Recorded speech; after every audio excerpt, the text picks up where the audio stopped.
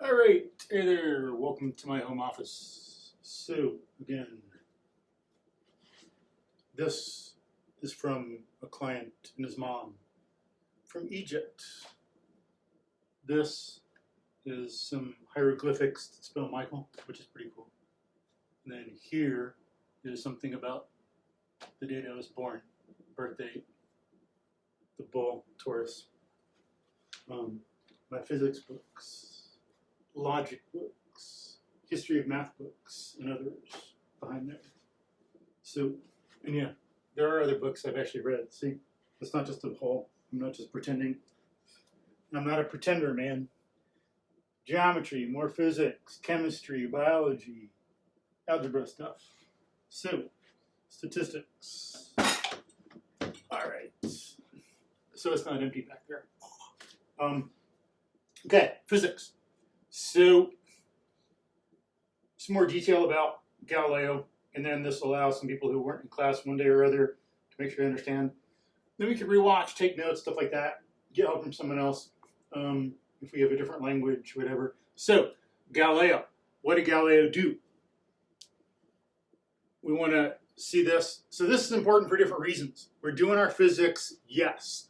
But one other thing we get out of this is seeing how to do an IA later, a science IA, science internal assessment, where you got to come up with some problem you want to study, and you got to look up the historical background of it, which is what we're doing, or about to do, and what we've done in class some.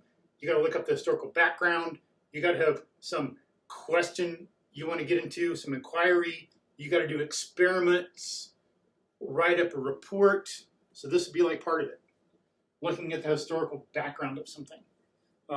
But more importantly, what we're doing is getting equations of motion and the equations of a projectile motion, and seeing where it comes from, proving that it's correct, looking at experience and getting some concepts that build up to this, instead of just taking it out of nowhere as if it's true. Please do not train yourself through years of schooling to just accept some idea, whatever.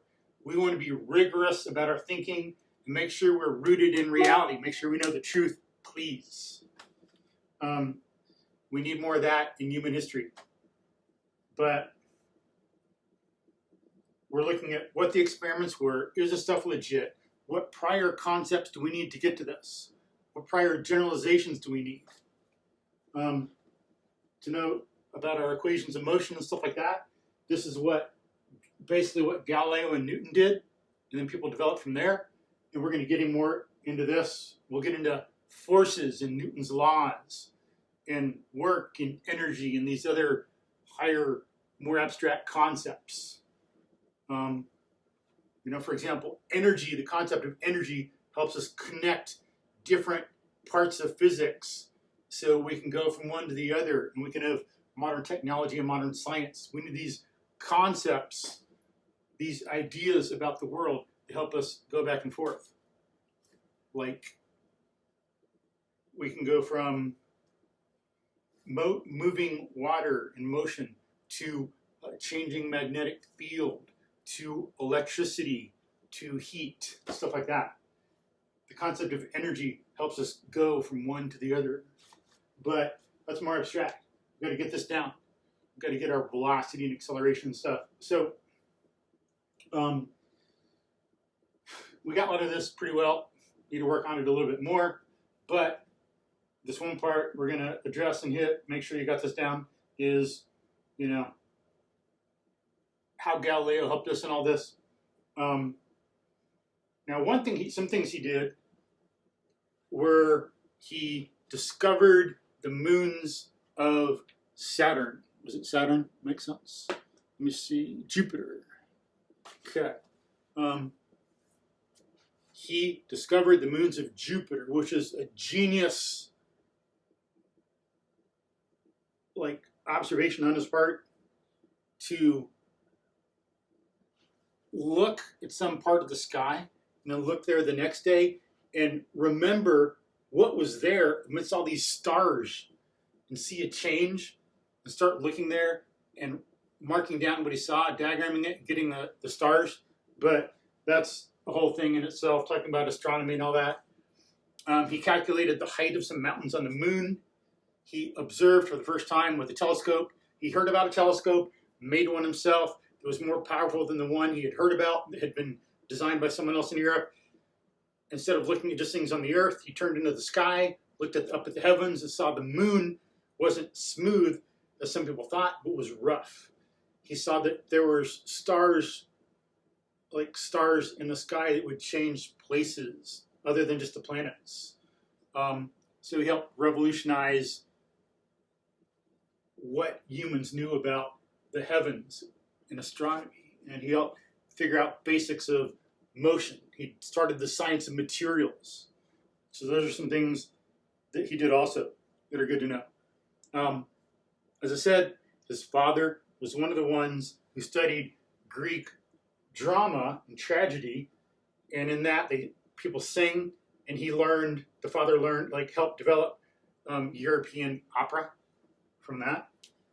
He was influential. And so Galileo knew about music from that. He was, amateur, really good, a musician. Played some instruments, knew about singing, and that helped him in doing the physics he did.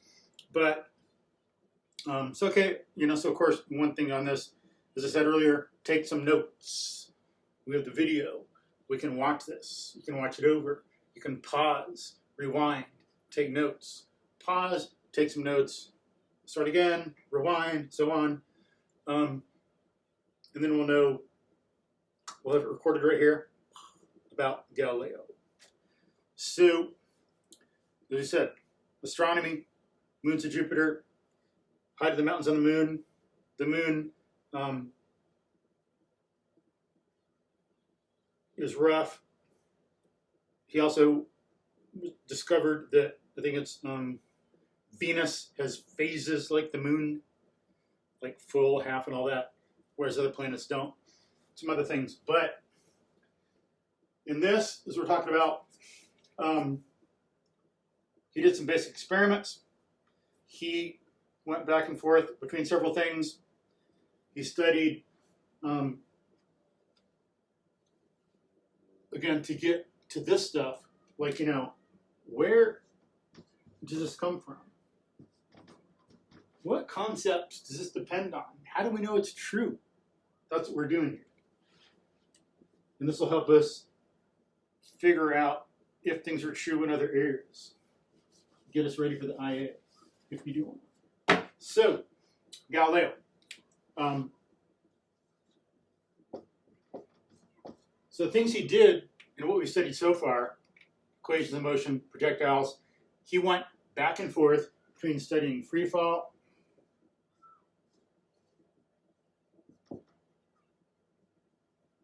when something just falls, you let it go, and it falls freely, pulled down by gravity. With that, and he studied pendulums,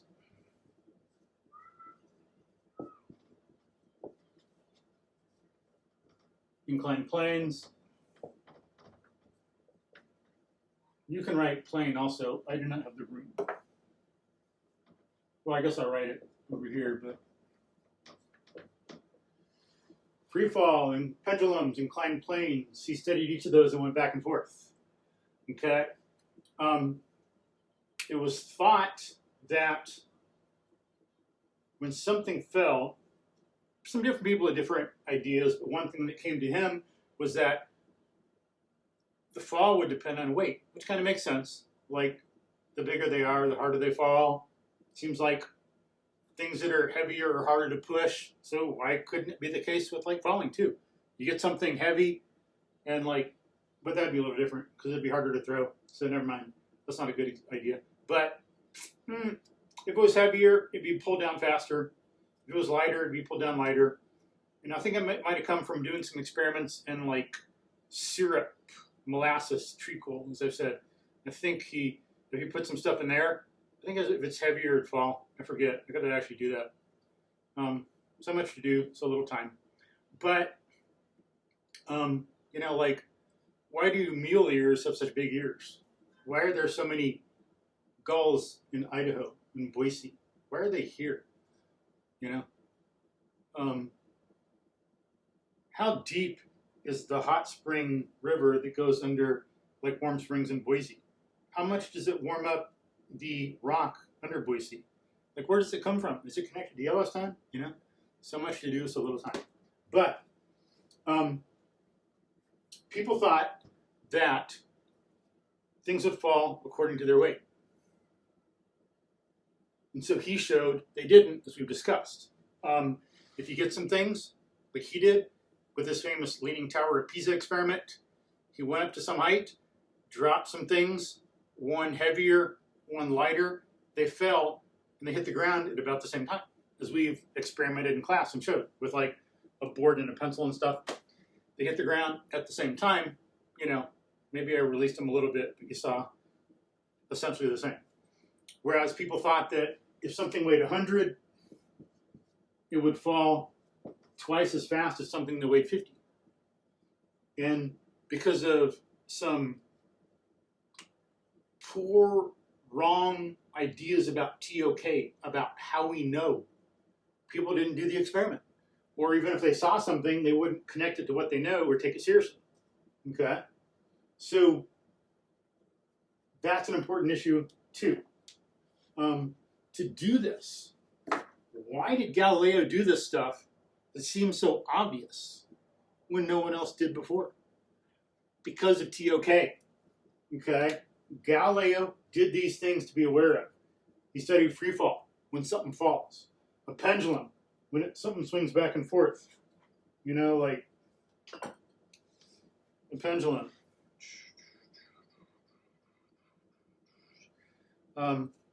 Pendulum.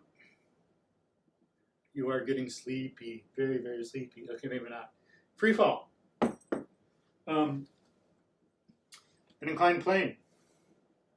Okay, that didn't work. Never mind. But you know, inclined plane. Okay.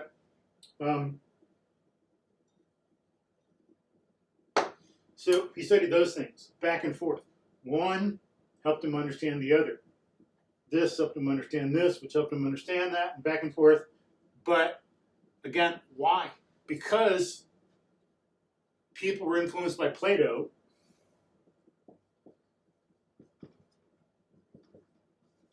Whereas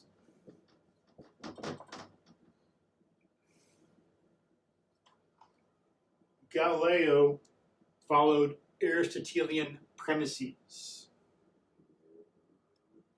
And I can give you some quotes for that. I'll put some in class notes or the link to this video or something.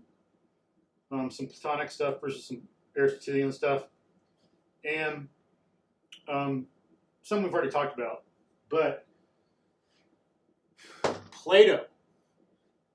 Okay, Aristotle was a student of Plato. Plato was a genius. We should study him. He invented philosophy. Other people had wisdom around the world. They had dealt with some issues. You know, we got wise people for millennia around the world, but Plato was the first one to like put it together systematically, as far as I'm aware. Look at what the world is like, what kind of world we live in, how do we know it? So the world we live in is like metaphysics. What's the nature of this world? Can we know it? Or is it like something we can't know because of like probabilities and some like errors some people make in claiming stuff about quantum mechanics? You know, they get this philosophy and they apply it to their physics and turn around and say the physics proves it. That's like invalid. If you know the history of philosophy, then you know their game. Some people in modern physics claim, oh, it's all probability, we can't really know anything. Well, how do you know that we can't know anything? That's a contradiction. If you know we can't know anything, you know something, so there's something you know about the world, so deal with it. But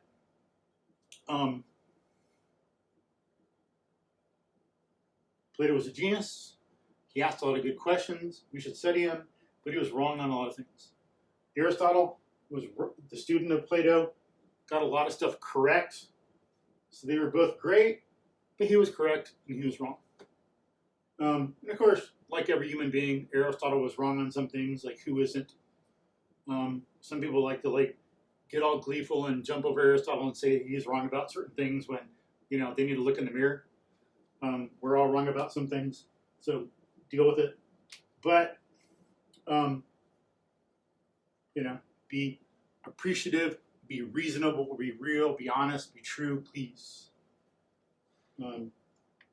Appreciate people for what they can do, no more, no less. Know who they are, and we shouldn't go bad mouthing or being prejudicial or trying to railroad someone about something. Of course, railroading means you force them into a position and try to pretend they're something that they're not. But Plato, to get this straight, in his doctrine, experience was invalid.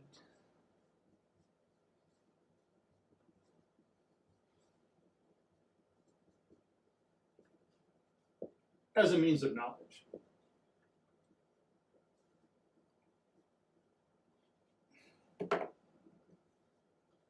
So, as a means of knowledge, experience was invalid. In that sense. It was an illusion.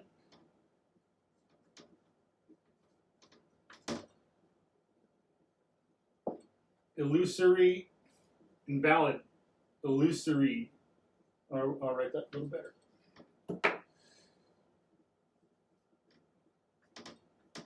Misleading.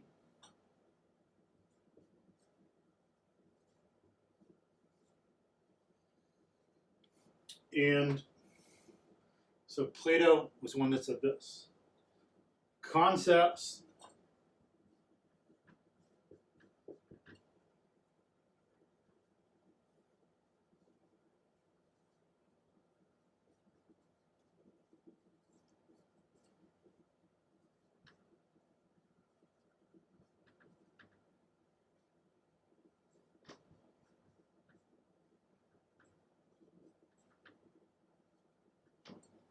Concepts had nothing to do with experience. Concepts, abstractions, generalizations. So you might want to write that down too. Concepts, abstractions, generalizations. Concepts, abstractions, generalizations. Had nothing to do with experience. Okay? So, to do science, to know what's true, you cannot focus on or learn from experience. You have to turn away from it. You turn away from what Plato would think are lies. Notice that's not what, as we said, that's not what Galileo did. Galileo did not do this. Newton did not do this. Maria Montessori, the great educator who came up with Montessori education, she did not do this. The dog whisperer did not do this. Mary Curie did not do this. Ibn al-Haytham did not do this. Okay? Some people who would do this, like someone who argued with Galileo about how many planets there were, and I'll put a quote up. I've mentioned this before. This guy said, being lost in math and lost into stuff, these people try to tell the world as it is, the world how it is. Instead of being like Galileo, the world tells us what the truth is. They say, we're going to tell the world how it is. We tell you what to do. So, for someone who was like Platonic, said, there cannot be 9 planets. There are 7 holes in the head. 1, 2, 3, 4, 5, 6, 7. There are 7 days in the week. There's 7 of this and 7 of that. So there has to be 7 planets. How could there not be 7?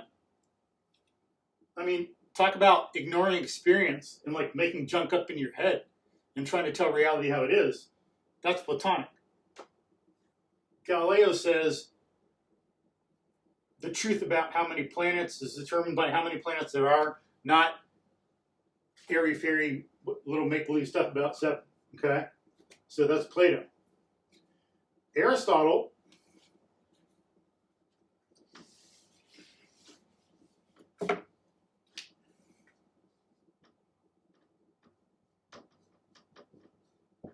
in contrast said that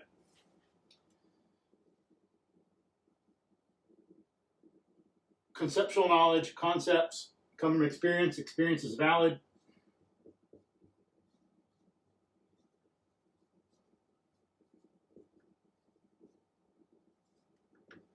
And of course, I mean in terms of knowledge and stuff, if you want to write that down in parentheses or as an addition, experience is valid. It's a valid source of knowledge.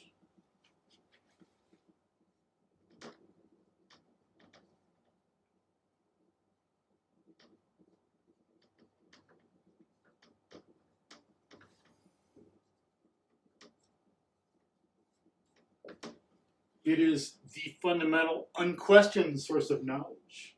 In fact, looking at how geometric proofs are done, Aristotle, with that, and abstracting from other things, discovered logic, developed the field. Because he's the one that finally gave us a standard for what is true, and he identified elements of an argument, how to deduce what are things that are called the syllogism.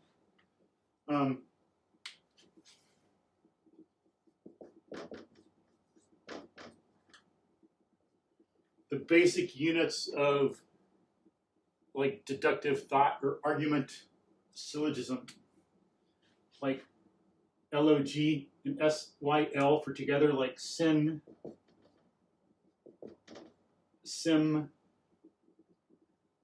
speaking together. Log, like logic, speech, thought. When you put some thoughts together in a basic unit, syllogism.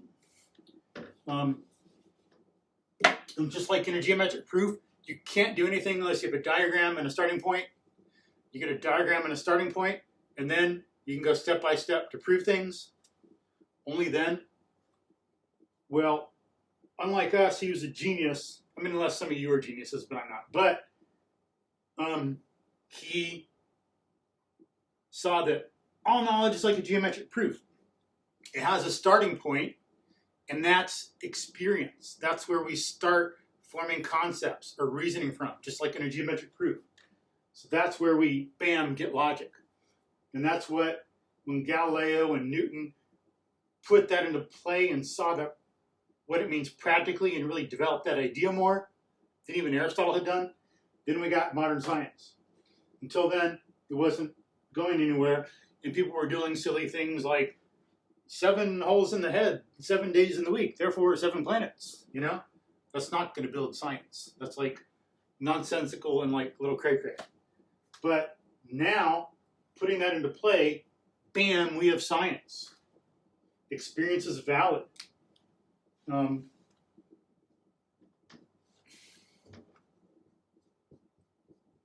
Concepts come out of experience.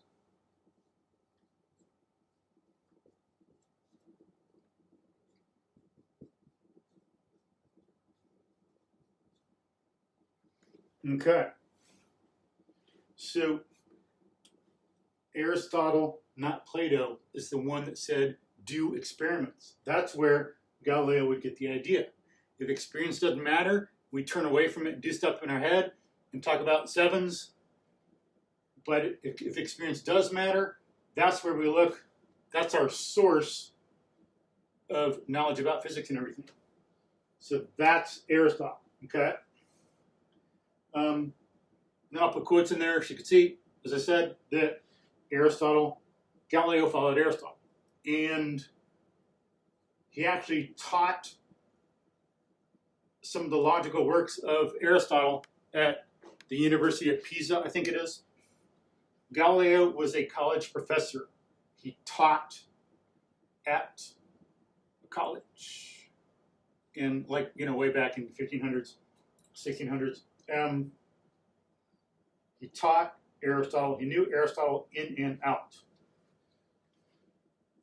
And so when some people tried to argue with him about whether things in the heavens change or not, he pointed out that in saying things change, I contradict the doctrine of Aristotle less than you, who say, I contradict the doctrine less than you, because Aristotle said the most important thing is that all knowledge should be placed second to direct experience.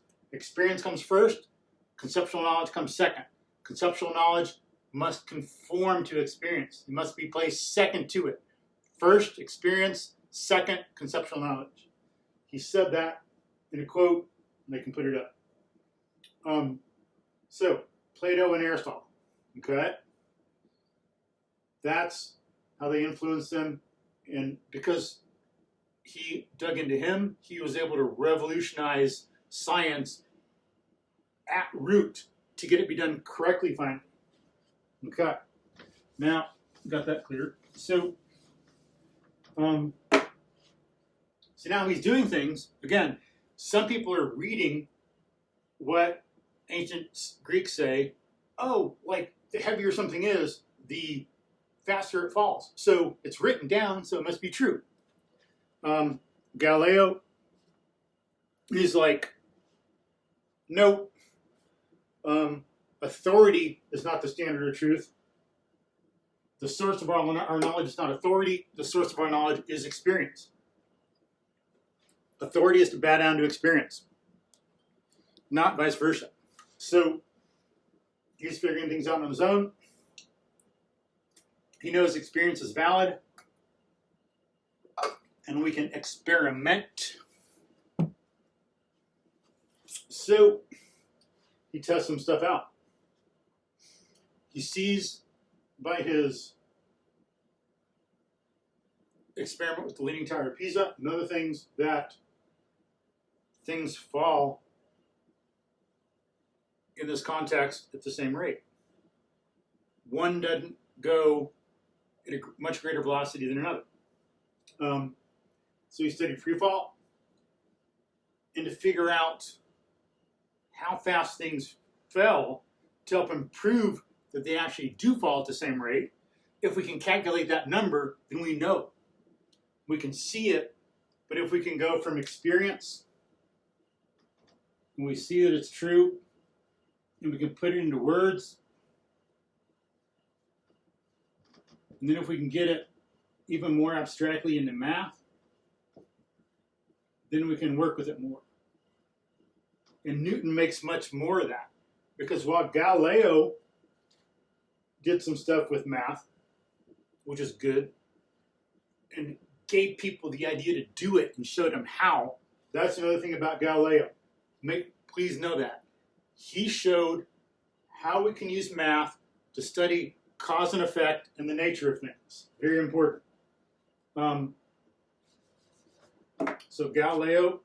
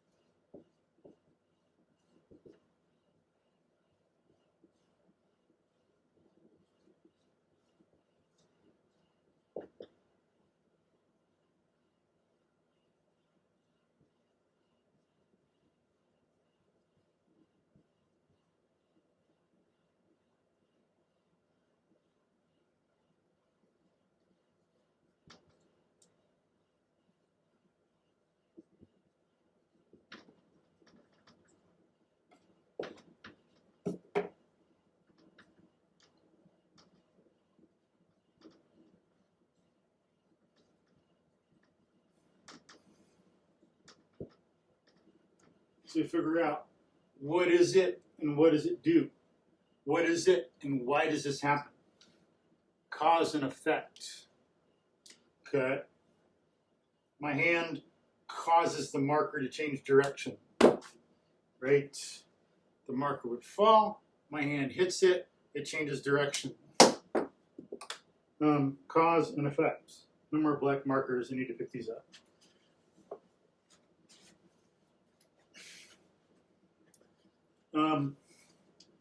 That's important.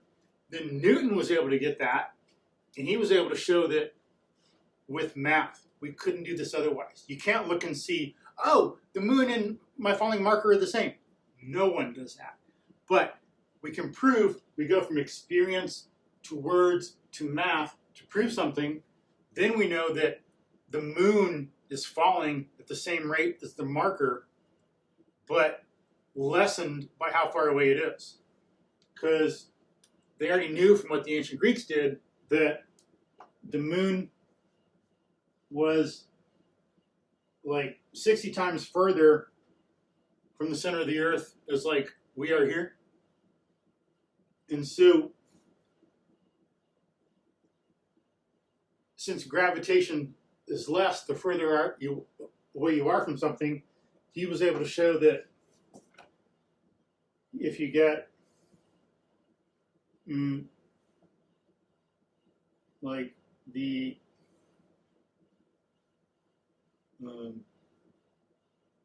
pull, the fall, you get the acceleration of the marker, and the moon being the 60th the distance away, it'd be like a 60th squared to the acceleration, if I remember correctly. That's what it would feel. I have to look at my notes to make sure this is right, but I think I'm remembering correctly. But how fast the marker falls versus how fast the moon is falling, it's in proportion to how far away something is, the square of that. And that takes math. And don't worry if you don't understand that. It's like later stuff. That's just to illustrate the math idea. But that's one thing he did. And that allowed him to do this here. So he studied free fall, and as I say, using math, he figured out what it was. Things fall at the same rate, as we said. What is that rate? How can we use that? How much is, if we have clocks and we want to do stuff like more accurately and all that, what's the pull on something when it's going down, pulling a rope to make the clock turn?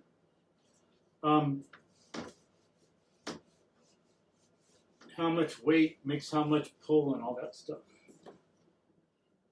We could try to make it a science instead of the art that it was at the time. So he would study pendulums and inclined planes to slow down the motion. If something's falling, it's going fast. But if it's an inclined plane, then it's not going to be, especially if it's like this, then the object doesn't roll as fast as we've seen in class. And you can try yourself. Roll something down a shallow slope versus drop something. And this one will have less acceleration. But and you can study a pendulum too. And that's what he did, because the pendulum's also in free fall. You put something out, and what does it do? It falls. It's like a constrained fall.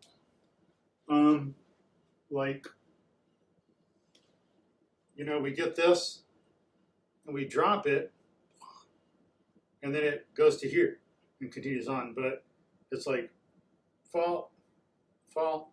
So it's up here, and it's a constrained fall. So if we study this fall, we can learn something about free fall. Or if we study how something rolls down an inclined plane, we can see how it falls.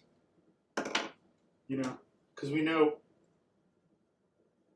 the more the angle, the more like free fall. When the angle goes down, there's less, it's less like free fall until it's horizontal. Okay. So make sure you took notes on that stuff, please. Now, pendulum, you know, the thingy that swings back and forth. Free fall, something just falls down, going towards the surface. Inclined plane, something rolling down or sliding. And it turned out that when he would figure out a pendulum and how it moved back and forth, he figured out that length, look at my notes, make sure I am remembering correctly. Length is 4/5 t squared, it should be because time squared. And we got, let me scroll down in my notes here to where I have this stuff.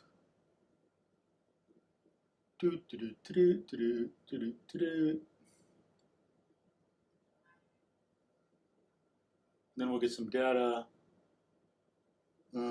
Almost there, almost there. Wait for it, wait for it, wait for it. Here it comes. There, okay. So yeah, 4/5 t squared, right? Of course, free fall. How is height related to time?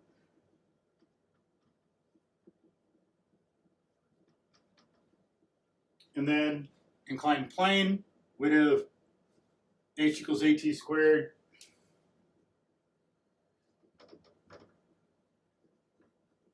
Where a depended upon the angle. A is for acceleration.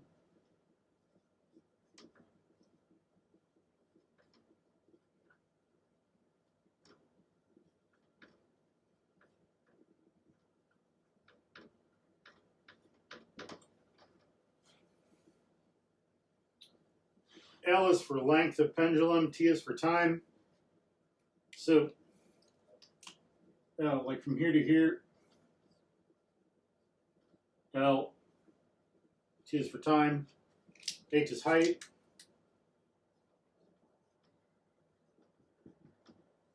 or H is height, the height of the ball to the ground.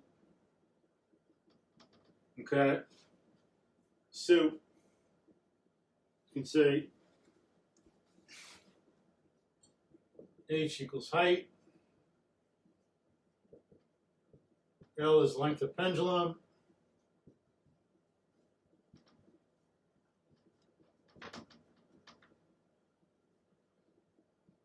T equals time.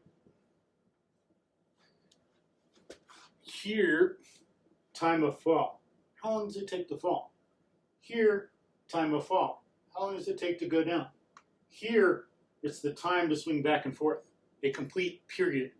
Like the Earth has a period of 1 year, 365 days, where the daylight is about 24 hours. It's like how long it takes something to complete. So to go over and back, that's what T would be here. The time it takes to swing over and come back to the same point. Okay. So these are the things he figured out. He could use this to measure that, this to measure that. And once he figured this out, now people could use pendulums to measure time for the first time ever. First, he had to use his heartbeat. Imagine trying to do things with your heartbeat at first. And then he used like sand clocks and water clocks.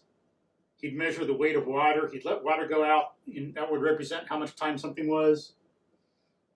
And he still used that for this, but he could use these.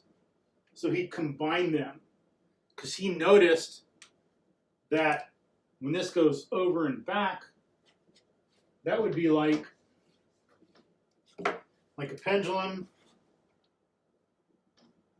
going here and back would be like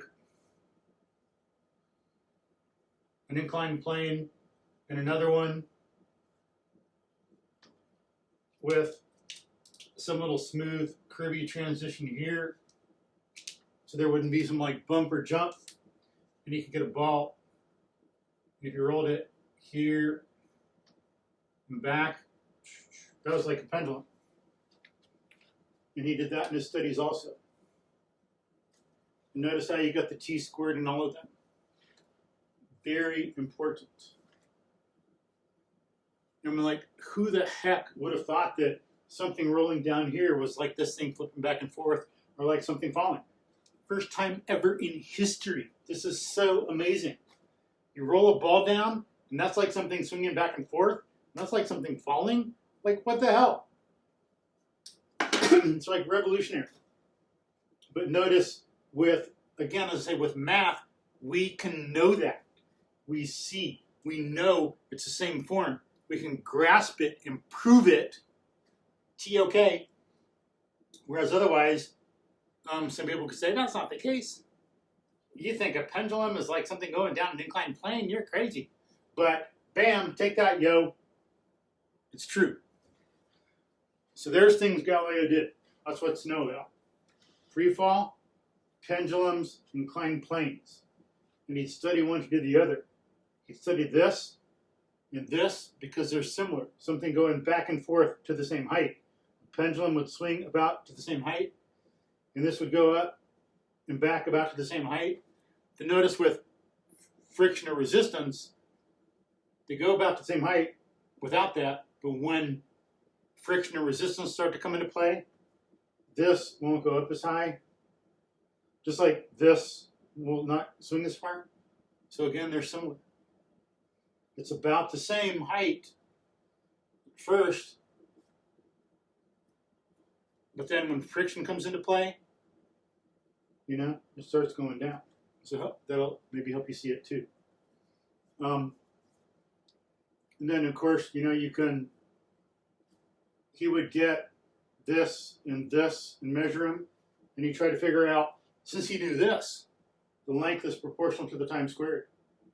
If you got a pendulum that you let hit a wall, so it's not the full period, and you rolled something down, he could see what length of pendulum he needed, and that would tell you about the time for a certain thing to get on here. So he'd get on an inclined plane, roll something down, and when it hit a board down here to make a noise, boom, bop, he would have a pendulum get one long enough so it hit the board, bop, at the same time. So putting something here and holding a pendulum out, releasing them at the same time, would be bop. This would hit the wall. Same time this hit a board. Put something here, roll, bop. Get something here, let it go, bop. And the bop would be at the same time. Then you could know from this length what the time is and hence how long that took. Genius or what? So there's some things to put in your notes too. So think about that and write that down. Release a pendulum, let it go 1/4 of its period. It would not be able to go over and back. You know, 1, 2, 3, 4. It would go only part of that. It would have to go over and back to be a whole period. We're only letting it go 1/4 of the way. 1/4, 2/4, 3/4, 4/4. 1/4 of the way. Okay? So we'd let it swing, bop, roll something down, bop. The length, you know, can figure out the time, you know what that time was. Okay? And that helps you see that if this is proportional to t squared, so is that. So write that down. That helps you see how we went back and forth from one to the other. And these are the things you study. So there is what Galileo did and why. So we know what experiments did he do, what was the result of each one, what's the significance, how did Aristotle influence him, Aristotle versus Plato. So we've covered that. So we see that he studied free fall, he studied the pendulum, he studied the inclined plane.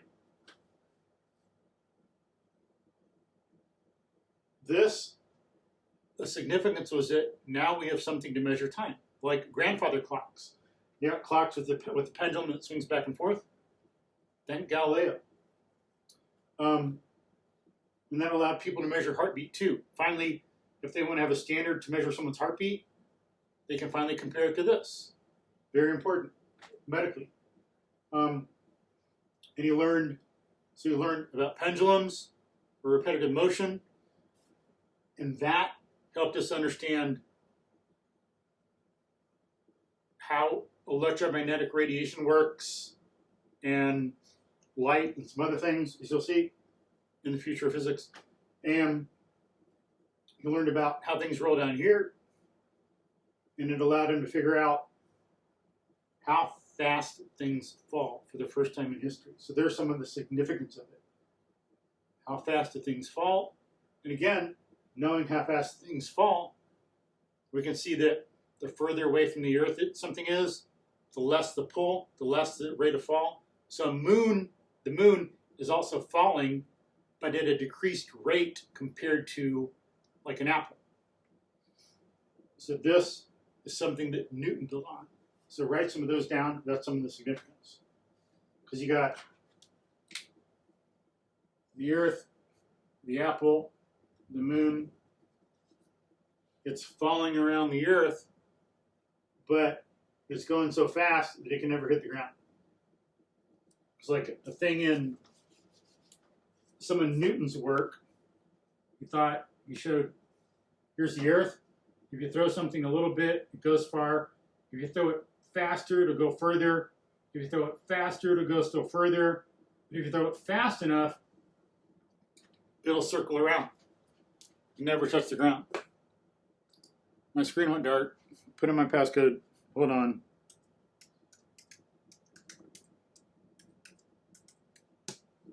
There we go. Okay. So that's the significance of that. So like we say, the things Galileo did, why they're important, and how Aristotle influenced them.